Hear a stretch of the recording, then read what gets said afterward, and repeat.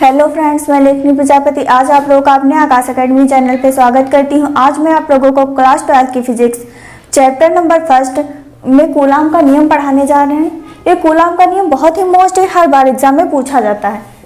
तो ये देखिए, कूलाम का नियम है, दो स्थिर बिंदु आवेशों के बीच लगने वाला आकर्षण अथवा प्रतिकर्षण बल दोनों आवेशों के गुणनफल के अनुक्रमानुपाती तथा उनके बीच की दूरी के वर्ग के व्युत्क्रमानुपाती होता है। हम इसे एक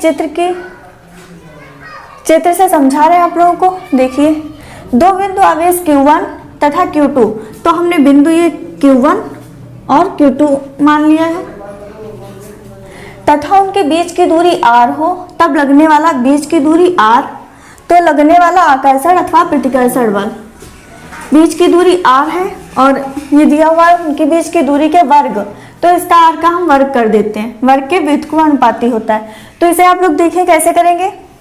F बल हम पहले लिख लेते हैं, बल को F से लिखा जाता है। फिर बोल रहा है कि गुणनफल के अनुक्रमानुपाती, तो हमने अनुक्रमानुपाती का निशान लगा लिया, तथा उनकी बीच की दूरी के वर्ग के व्युत्क्रमानुपाती होता है। F अनुक्रमानुपाती बिंदु दिए हुए हैं Q1 इंटू Q2, गुणनफल दिया हुआ तो हमने बिंदु Q1 व Q2 में गुणा का निशान लगा दिया। फिर इसको हम समीकरण 1 कर लेते हैं। अब कह रहा है कि उसके बीच की दूरी के वर्ग के व्युत्क्रमानुपाती होता है, तो हमने ये लिख लिया है R², दूरी R है, इसका वर्ग कर देंगे तो R² हो जाएगा। इसको समीकरण 2 कर लेते हैं। अब समीकरण 1 व 2 को हल करने पर, समीकरण 1 व 2 को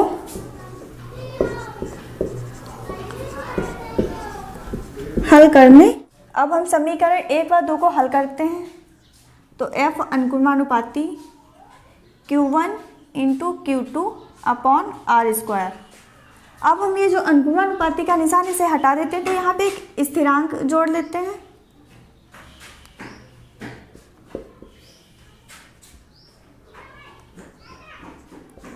अपॉन R²। ये जो हमने अनुक्रमानुपाती का निशान हटाया, तो यहाँ पे एक हमने स्थिरांक के जोड़ लिया है, तो स्थिरांक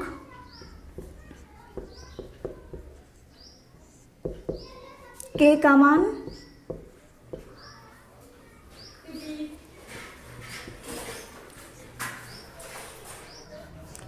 स्थिरांक जो हमने के लगाया इसका मान होता है 9 into 10⁹ newton minus metre square प्रति कूलाम स्क्वायर। इस प्रकार से कूलाम का नियम तथा उसका सूत्र होता है, ये इसका सूत्र है। अब देखिए कूलाम बल का सदिश निरूपण, इसका सदिश निरूपण एग्जाम में पूछा जाता है, ये बहुत ही इंपॉर्टेंट है। ये देखिए कूलाम बल का सदिश निरूपण कैसे करेंगे।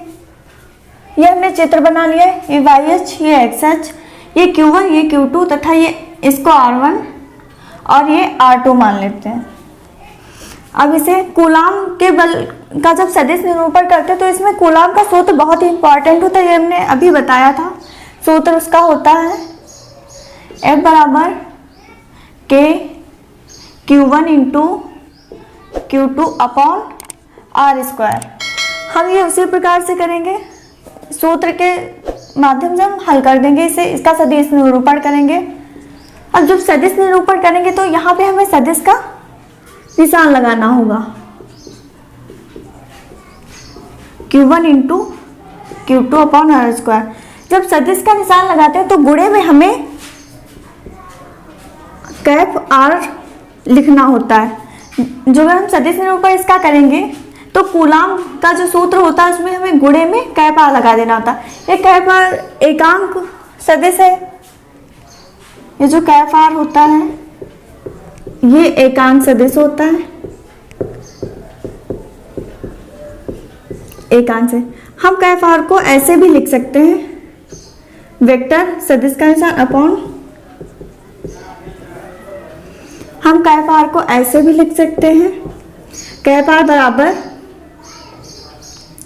ये सदिश का निशान लगे R लिख दिया, वेक्टर R अपॉन मॉड लगा देते हैं, फिर वेक्टर आर लिख देते हैं। तो इसको हम ऐसे भी कर सकते हैं, ये हमें सदिश का निशान लगा के चलना है कि Q1 into Q2 upon are square. अब यहाँ पे जहाँ पे कैप आर लिखा है इसे हम ऐसे लिख सकते हैं, तो हमने वेक्टर आर अपॉन मॉड का निशान लगाया, वेक्टर आर हमने ये लिख दिया है। अब इसे देखिए कैसे करेंगे, वेक्टर एफ के Q1 इंटू Q2 अपॉन ये आर स्क्वायर और ये आर ये जुड़ जाएगा तो यहाँ पे क्यूब लग जाएगा इंटू वेक्टर आर। ये वेक्टर आर हमने लिख दिया। फिर के Q1 इंटू Q2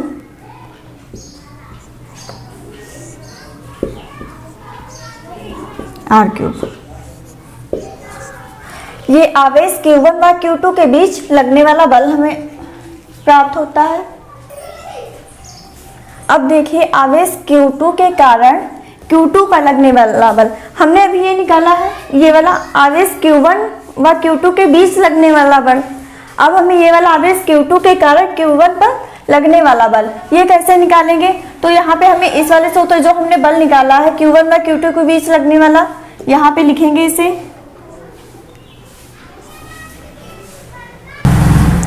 तो हमने ये F वेक्टर F बराबर के Q1 into Q2 into cap R vector R ये हमने लगा दिया।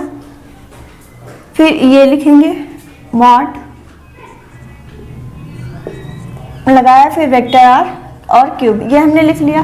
अब कह रहा है कि Q1 पर लग रहा बल तो 1, Q2 के कारण Q1 पर बल लग रहा तो यहाँ पे हमें 1 और 2 कर देना है, और यहाँ पे भी हमें 1 और 2 कर देना, यहाँ पे भी 1 और 2 कर देना, क्योंकि Q1 पर बल लग रहा है Q2 के कारण, इसीलिए। अब देखिए ये जो R1 और 2 है तो हम इसे ऐसे भी लिख लेते हैं वेक्टर R1 2, इसे हम ऐसे भी लिख सकते vector R1 minus vector R2 ऐसे भी ले सकते हैं। तो देखिए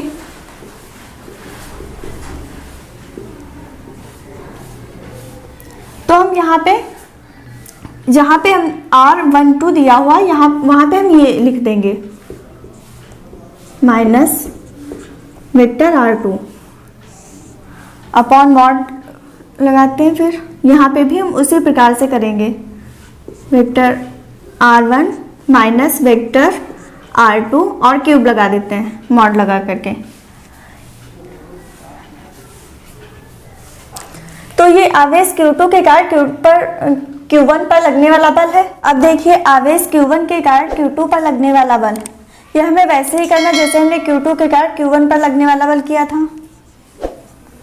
F वेक्टर F कर दिया यहाँ पे, क्योंकि यहाँ पे Q1 पर लग रहा था बल Q2 के कारण, यहाँ पे Q2 पर लग रहा तो हमने 1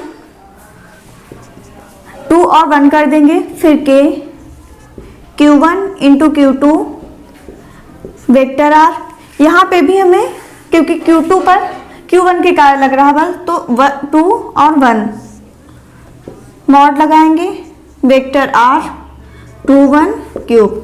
जैसे हमने यहाँ पे वेक्टर R12 को vector R1 minus vector R2 लिखा था, ऐसे यहाँ पे भी हम वेक्टर 21 को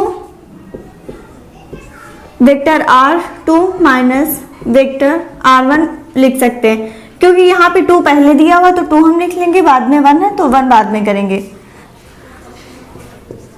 वेक्टर F 21 के Q1 इंटू Q2, यहाँ पे जहाँ पे वेक्टर R21 दिया हो वहाँ पे हम ये लिख देंगे vector R2 minus vector R1 upon mod लगाएंगे vector R2 minus vector R1 और क्यूब लगा देंगे। इस प्रकार से आवेश Q2 के कारण Q1 पर लगने, पहले हमने ये निकाला था Q1 व Q2 के बीच लगने वाला बल, हमें ये प्राप्त हुआ। फिर इसी से हमने आवेश Q2 के कारण Q1 पर लगने वाला बल निकाला, तो हमें ये प्राप्त हुआ Q2 के कारण Q1 पर लगने वाला बल। फिर हमने Q1 के कारण Q2 पर लगने वाला बल निकाला, तो हमें ये प्राप्त हुआ है। इस प्रकार से कूलाम बल का सदिश निरूपण होता है। जो फ्रेंड्स आप लोग को ये वीडियो पसंद आया तो लाइक कीजिए, शेयर कीजिए तथा मेरे चैनल को सब्सक्राइब कर लीजिए। हम आप लोगों को ऐसे ही मोस्ट इम्पॉर्टेंट क्वेश्चन बताते रहेंगे। धन्यवाद।